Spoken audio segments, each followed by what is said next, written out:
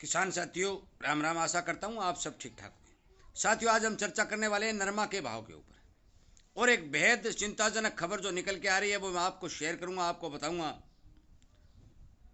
और इसी तरह की खबर जो निकल के आ रही हैं वो मैं किसानों तक हर संभव पहुंचाने का प्रयास करता हूं और किसानों को सचेत और सावधान करने की कोशिश करता हूं।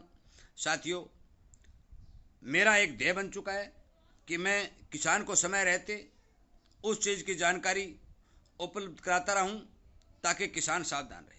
और इसीलिए आपसे विनय निवेदन करता हूं कि आप मेरे द्वारा बनाए गए वीडियो को हर किसान तक पहुंचाएं और इसी तरह की जानकारी आपको मिलती रहे। इस बात के यदि इच्छुक हैं तो आप इस चैनल के साथ जुड़े, सब्सक्राइब करें और सामने वाली घंटी का बटन दबाएं ताकि आपको समय पर वीडियो मिल सके। साथियों, बहुत से किसान भाइयों के नरमा अभी तक पड़ा है, पिछले साल का, मेरे खुद भी पड़ा है। और क्यों पड़ा है? क्योंकि नरमा के भाव के अंदर तेजी आने की भरपूर संभावना बन रही थी और एक बार बीच में नरमा चल भी पड़ा था, दोबारा फिर चल पड़ा था, परंतु फिर डाउन आ गया। इसका सबसे बड़ा कारण जो निकल के आया वो पहले अंतर्राष्ट्रीय बाजार के अंदर रुई की डिमांड में मंदी का कारण जो था वो निकल के आ रहा था। क्योंकि अंतर्राष्ट्रीय बाजार में रुई के भाव 103 सेंट तक चले गए थे, परंतु आज 67 सेंट के ऊपर कारोबार कर रहे हैं। कैंडी 56,000 पर काम कर रही है। साथियों, इसके साथ साथ एक चिंताजनक खबर और निकल के आ रही है। वो आप सबको लगभग किसान को पता होता है, जो जागरूक किसान है उसको पता होता है कि वियतनाम और बांग्लादेश भारत के कॉटन का सबसे ज़्यादा आयात करते हैं। भारत बहुत ज़्यादा कॉटन जो है बांग्लादेश और को सड़क के रास्ते पहुंचाता है, धागा भी पहुंचाता है। कॉटन से बनने वाले हर आइटम का निर्यात भारत बांग्लादेश को करता है।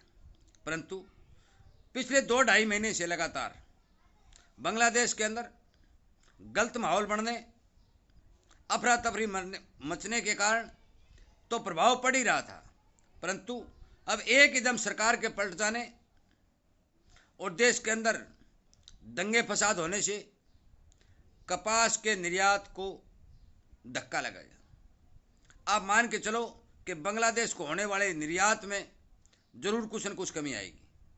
साथियों, ये हम किसानों के लिए बेहद घाटे वाली खबर है, क्योंकि किसी भी देश को हम यदि माल बेच रहे हैं और उस देश के अंदर माहौल सही नहीं है तो वो अपने देश के माहौल को ठीक बनाने के लिए प्रयास करेगा, न कि बाहर से सामान खरीदने के लिए।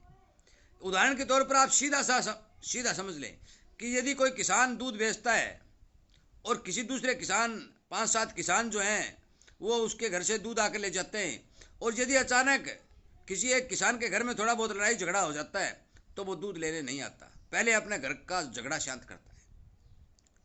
ठीक उसी प्रकार बांग्लादेश के अंदर जब तक सही माहौल नहीं होगा कपास का निर्यात वो आयात वो नहीं करेंगे, क्योंकि उन्हें इस बात का खतरा है कि किस चीज़ की सरकार बनेगी, कौन सी पार्टी की सरकार बनेगी, कितने दिन तक ये दंगे फसाद चलेंगे।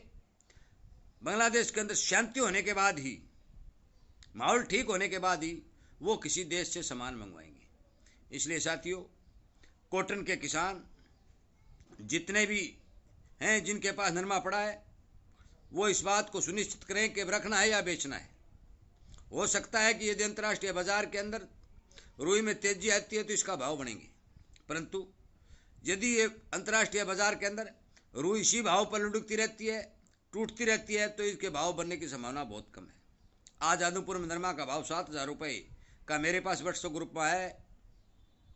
आगे शाम तक क्या होने वाला है इस बात का मेरे को पता नहीं, परंतु मौके के ऊपर 7,000 के भाव बताए जा रहे हैं। साथियों, मेरा मानना है कि जो मैं पहले ये बात कह चुका हूँ कि नरमा के अंदर बेतहाशा तेजी बनेगी, परंतु वो तेजी पर ब्रेक लगने के कारण जो है वो बिल्कुल सामने आए। वो मैं बता भी चुका हूँ कि सरकार ने अपना माल भारी मात्रा में बाजार में बेचा, उसके साथ साथ अंतर्राष्ट्रीय बाजार में रुई की कीमतों में गिरावट आई, और अब बांग्लादेश के अंदर 2-2.5 महीने से माहौल ख़राब होने से भारत का कॉटन निर्यात प्रभावित हुआ, जिसके कारण रुई के भाव नहीं बढ़ पाए।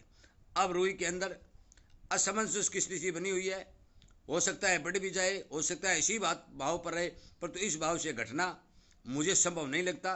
कोई 150 की बात अलग बात है, परंतु ये भाव किसान को आखिर तक मिलने की संभावना मुझे लग रही है, परंतु बढ़त की संभावना बहुत ही कमज़ोर दिखाई दे रही है। साथियों, मेरा वीडियो हर किसान तक पहुंचाएं, क्योंकि जिस किसान के पास नरमा पड़ा है वो अपने नरमे को सोच समझ कर विचार करके बाज़ार में सेल करे और उन्हें, उस किसान को इस बात का पता चले। और यदि इसी तरह की जानकारी आपको भी मिलती रहे, आप भी इस बात के इच्छुक हैं, तो आप इस चैनल के साथ जुड़े, सब्सक्राइब करें। और यदि आपका कोई प्रश्न है तो आप कमेंट करें। आपका बहुत बहुत धन्यवाद।